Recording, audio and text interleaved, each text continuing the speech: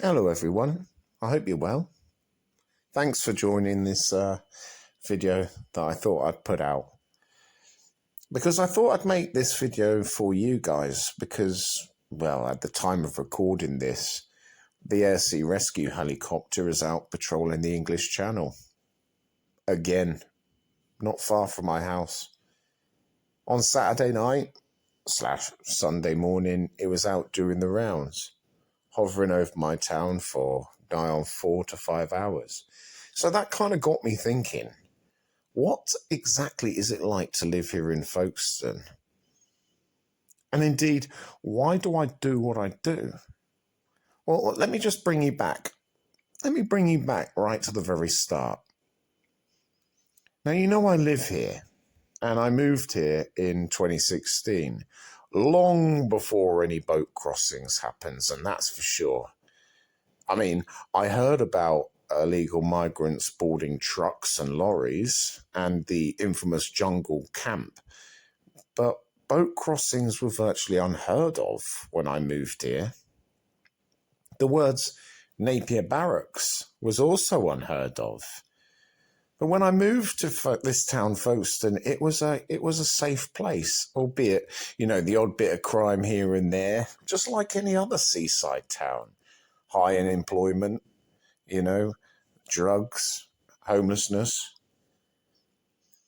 But it was a place where I felt safe at night. It was a place with a rich history, a place where you could feel proud of how Folkestone stood firm and fast in 2 world wars against an invasion from across the Channel. How times have changed. You see, in fact, one of Folkestone's proudest achievements was how, and I've already explained in a previous video, of how this little town gave refuge to almost 250,000 genuine Belgian refugees fleeing the tyranny of the German army in 1914. Walter Tull, for example, who was born here in Folkestone, is one such example of a hero who we love and cherish for his exemplary service in the First World War, becoming the very first black officer to lead his men over the top and into the German trenches. Folkestone is, and now will always be, my home. But I digress, because I have to tell you this. Living here when once I felt proud of Folkestone's history and its heritage has turned me basically into resenting the place. Why? Well, there are many reasons of which I would like to tell you now. When I first moved here from Norwich, brackets via London, my mum, Eileen Bennett, who sadly passed away this March, used to work for Kent County Council as a social worker, working with migrants, brackets specifically children, who had arrived illegally into the UK from the back of a lorry. But this started to change dramatically, however, from 2018, when her caseload started piling up and piling up and piling up, so much so that she'd wake up at 4 o'clock in the morning and then, bam, she was straight on the laptop again. And she said, come the middle of 2019, she said to me, Liam, you need to start highlighting this because there are far too many adult males posing as minors, far too many for us to cope with, and they're not under 18. You used to be a journalist. I'm sure there's something you can do. So I'd heard stories and tales that she told me about all of the process of claiming asylum, and I was actually sick to my stomach, and I thought that this is not fair. Hence why I started my YouTube channel. So that's when I made the decision to actually start it, not for money, not for fame, not for being doxxed like I am, not because I'm a racist, to actually do what my mum instilled on me. Honour and the truth. That's why I started it, Not because I don't like people for the colour of their skin. Just this is happening on our shores. So the very first day I thought, okay, I've started my YouTube channel. Let's just Google, right, what's going on here. The very first day I did must have been about August 2019. 3 years ago now. 3 years ago. I took a train to Dover, walked all the way over to where I suspected that the boats were landing, and I walked across the bridge, and I came across a chap, and I asked him, where are the migrants at? And his name was Steve Laws, and the rest, they say, is history. But I digress. The moment what I want is the actually title of this video, what is it like to live in Folkestone? Okay, what is it like to live in Folkestone at the front line, so to speak? Well, I'll tell you this. My town has gone downhill rapidly. Since 2019, I have noticed my town deteriorate on many levels. The first level, I should tell you, is that I used to be able to sleep okay. I used to be able to sleep at night. Now I don't. Why?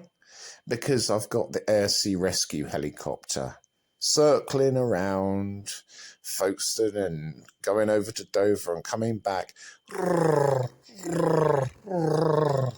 the early hours. As I said and alluded to at the start of my video, I can hear it. If I don't close my windows, I can hear it, and it just hovers about. There you go. That's the first thing. My sleep is disrupted. Second off, not only that, when I walk into town, I now see where once people were, happy and smiling. I see that people are very, very cagey, because we do have a group and groups of young men, young, fighting age Muslim males, marauding around town in groups of 4, 5, or 6. Yeah, not only that, they are now in Napier Barracks, right? Last January, they set fire to Napier Barracks. And Napier Barracks used to, it was just like on the periphery of Folkestone, and, nobody really knew what was to come. The people of Linton-on-Ouse, for example, they kicked up a stink when they found out that up to 1,500 young fighting age males were going to be in their camp. And it's been overturned. But nobody asked us here at Napier Barracks. Nobody asked us at Napier Barracks whatsoever. And they're in. And when you walk past Napier Barracks, believe you me, you are watched. You're watched. It feels like I'm in East Germany in 1985, for example. I can't film. I can't go anywhere. I feel like a stranger in my own town most of the time. And that brings me towards actually going to the beach, for example. When I go to the beach, I see these young fighting age males sitting on the wall and ogling, leering and shouting and wolf whistling and cat calling young girls in bikini tops, for example. Now, coming back to Napier Barracks, I'll bring you back to another video that I actually brought up.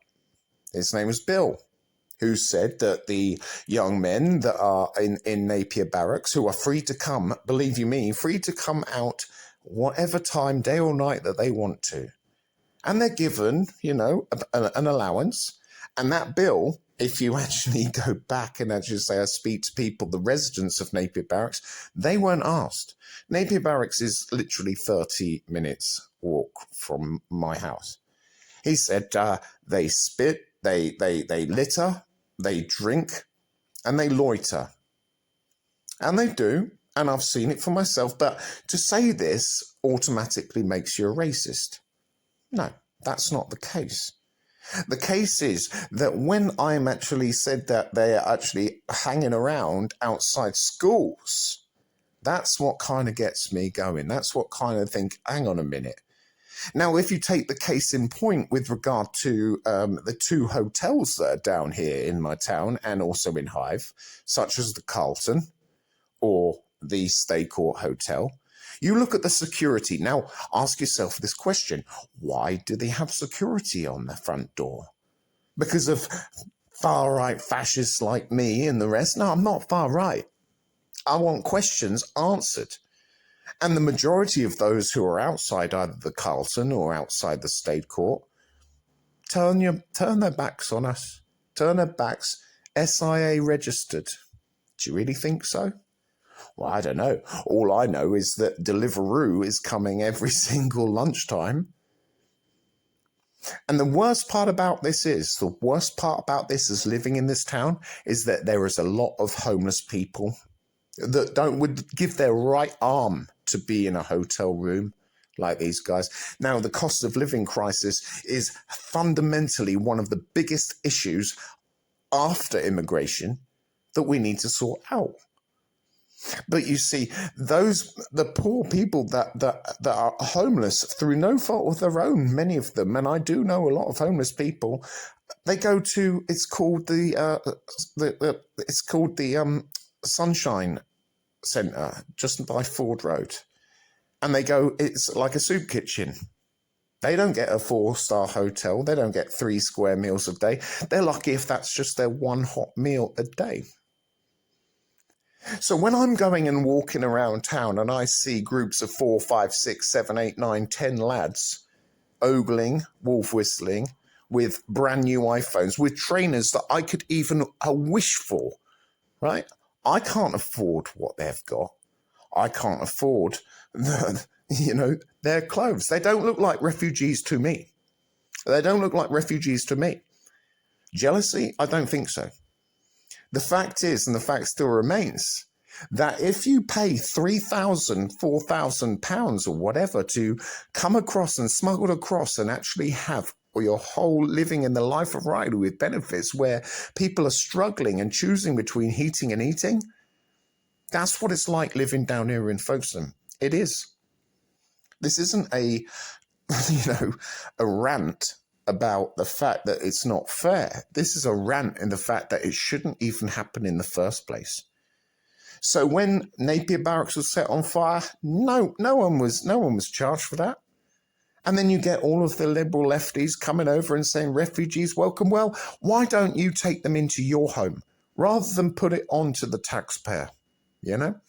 So if this can actually happen in this little provincial town, which is already on its knees with regard to drugs and unemployment, I tell you something, if it can happen here, it will happen anywhere, and it will happen in a town near you or coming to you soon. So when I'm telling you now, living in Folkestone, I'm ashamed of this town, and I'm more ashamed of our MP, Damien Collins. Where the hell are you? Right? I'm also ashamed of Natalie Elphick, MP for Dover and Deal. But there you go, they're career politicians. And Priti Patel, where are you? Boris Johnson, where are you? Liz Truss, Rishi Sunak, don't think you're going to do anything about it. And until we actually either turn the boats back and stop this invasion, we're screwed. We are absolutely screwed. And that's all I've got to say. I wish you well. I wish you well. And good luck to you guys. Because I've seen my town go downhill rapidly. And I really, really, really hope that something changes soon. So thank you for watching. Please let me know what you think in the comments. And I'll speak to you soon. Cheers.